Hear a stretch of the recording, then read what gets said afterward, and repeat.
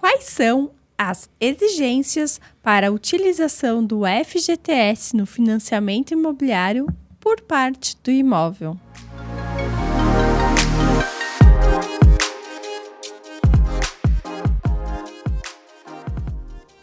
Olá, eu sou Fabiana Maia, jornalista do grupo SP Imóvel.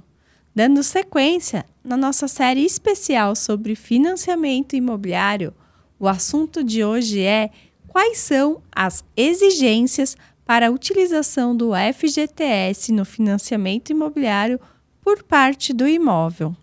E para esclarecer essas dúvidas, estou aqui com a Débora Pesotti, ela que é correspondente bancária da Caixa. Débora, seja bem-vinda em nosso bate-papo. Muito obrigada, Fabi, pela oportunidade mais uma vez.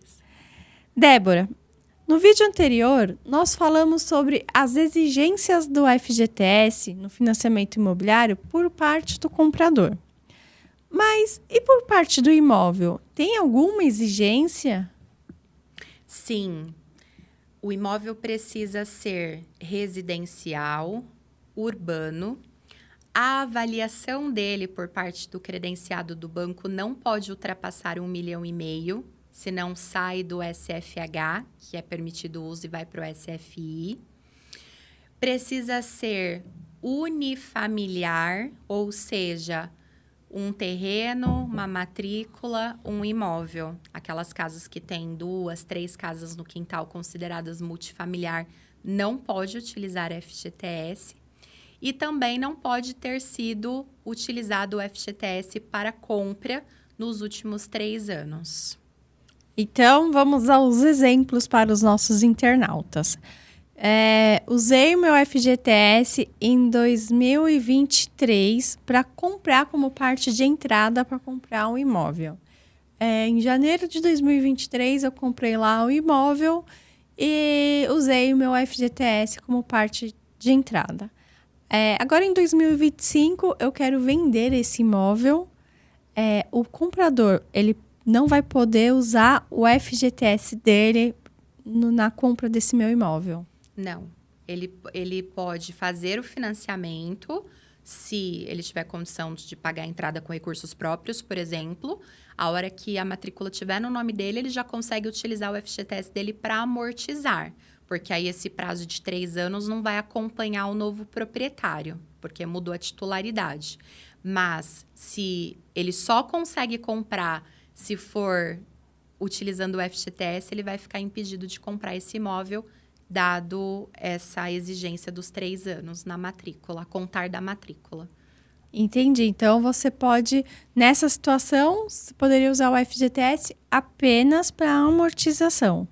Isso, somente a amortização. Porque tem pessoas que dizem assim, uma vez que existe essa regra dos 3 anos, você usou em janeiro de 23, eu, Débora, compro, ok, eu tinha recursos para comprar, não precisei do meu FGTS, mas quero usar.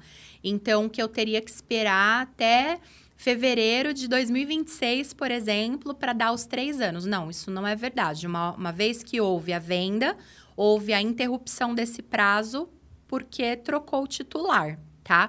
Então, a exigência é sobre o bem, mas em relação à compra do proprietário anterior, tá?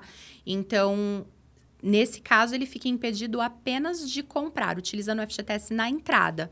Mas ele pode utilizar para amortizar e aí, depois da primeira utilização, começa a contar os 2 anos que ele pode utilizar de 2 em 2 anos para amortizar o saldo devedor dele. E você também mencionou aqui no vídeo, no início, que não pode também utilizar o FGTS por parte do imóvel, né? Aquelas casas, por exemplo, familiar. Antigamente era muito comum, né? A mãe mora na frente, o filho mora atrás, a avó mora numa casa no fundo. Então, nessas situações também não é possível a utilização do FGTS. Não é possível. E vou além até.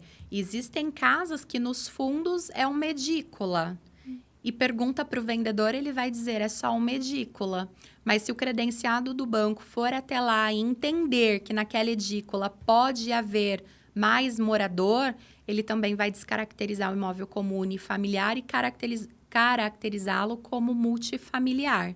e aí nessa descaracterização fica impedido o uso do fundo de garantia. Então, edícula pode ser um quarto de costura, um quarto de despejo, pode ser um canil, pode ser uma biblioteca, pode ser qualquer coisa. Agora, se tiver lá um quarto e banheiro, ou um quarto, cozinha e banheiro, tem cara de cozinha com pia, tem banheiro, e o credenciado enxergar que ali cabe mais uma família, ele vai descaracterizar.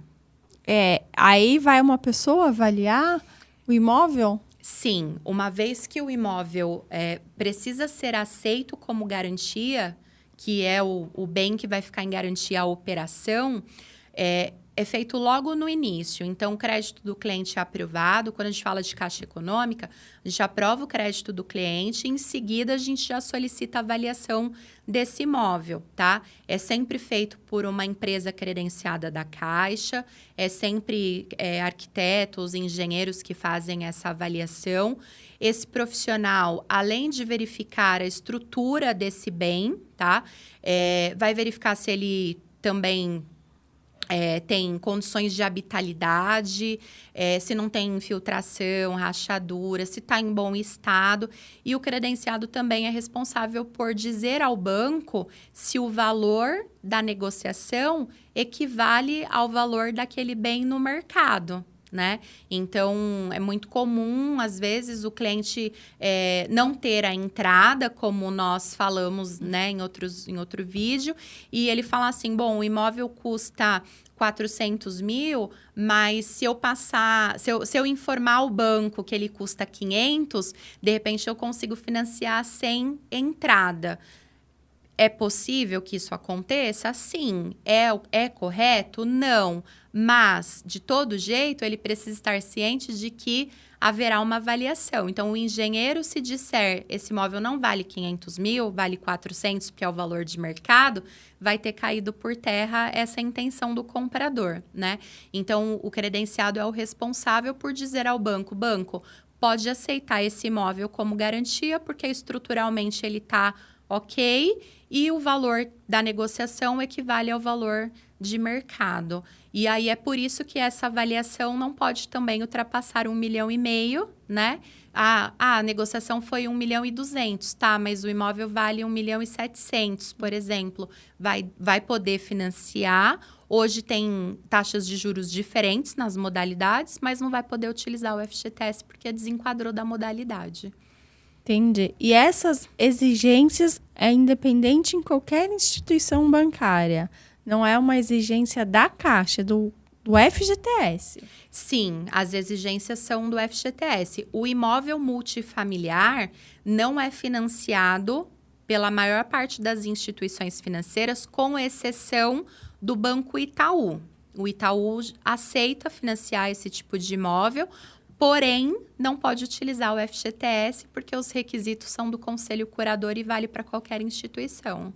Lembrando que a Caixa, ela administra o Conselho, é assim que fala? Isso, as regras não são criadas pela Caixa porque o FGTS não é da Caixa. A Caixa administra os recursos. Que as pessoas acreditam que se confundem com essa questão. Fala FGTS, já vem a Caixa na cabeça. E é comum um cliente que sabe dessas regras falar, não dá para você conversar com o gerente não deixa. Não, porque não é regra da Caixa, né? É regra do Conselho Curador. Entendi. Obrigada, viu, Débora, aqui pelos esclarecimentos. Não por isso. E se você tem alguma dúvida, eu vou deixar aqui na descrição os contatos da Débora. E se você gostou desse vídeo, curta, compartilha, se inscreva em nosso canal. Até o próximo!